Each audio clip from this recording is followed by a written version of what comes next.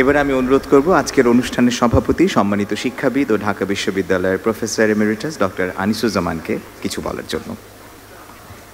বন্ধু প্রধান অতিথি, প্রীতিভাজন বিশেষ অতিথিবৃন্দ, আবুল খায়ের,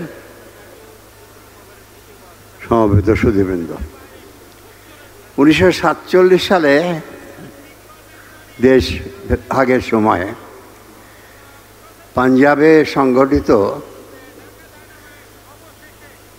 নৃশংস হত্যাকাণ্ডে মর্মাহত হয়ে ওস্তাদ আব্দুল করিম খাঁ বলেছিলেন যে ভারতবর্ষের ঘরে ঘরে যদি উচ্চাঙ্গ সঙ্গীতের চর্চা করা সম্ভবপর হতো তাহলে এমন সংঘাত ঘটতো না এবং দেশভাগেরও প্রয়োজন হতো না। এই কথা তিনি বলেছিলেন আমার বিশ্বাস দুটো ধারণা থেকে।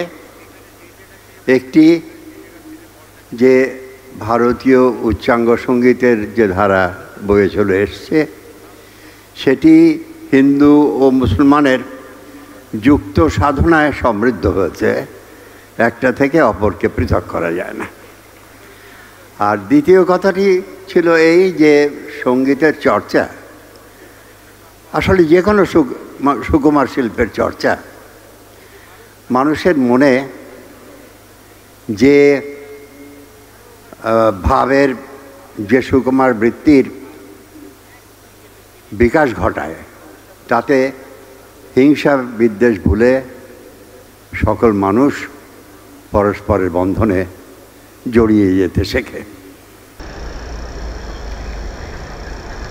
Professor doctor Anisuzzaman.